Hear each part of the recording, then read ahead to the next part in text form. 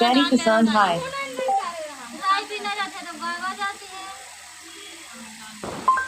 Yamuna very पसंद।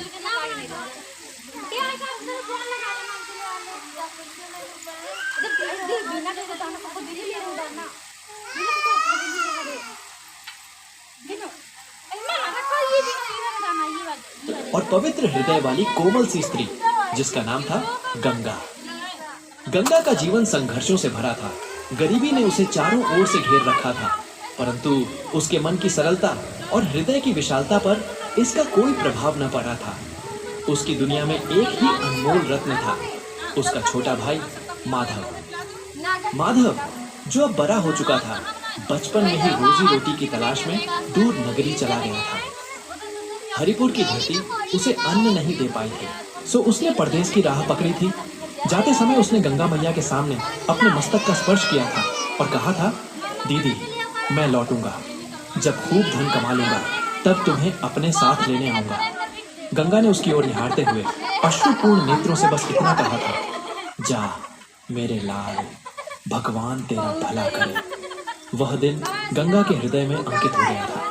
अब हर वर्ष कार्तिक मास में जब दीपावली का पर्व आता और उसके 2 दिन बाद शुक्ल पक्ष की द्वितीया को जब भाई दूज का पवित्र अवसर आता, गंगा का मन अपने भाई माधव की याद में व्याकुल हो उठता।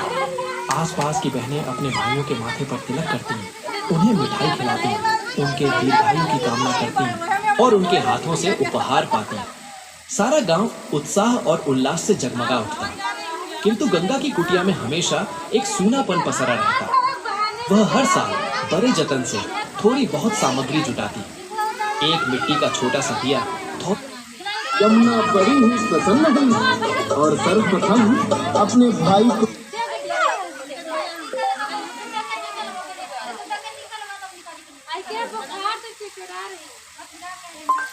Yamuna very high प्रसान way by douche की काका।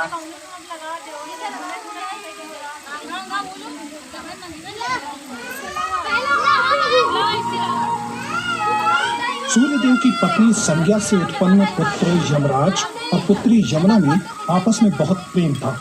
यमुना अपने भाई के प्रति बहुत परेशान रहती थी कि उनके उग्र स्वभाव के कारण उन्हें कभी कोई कष्ट न हो।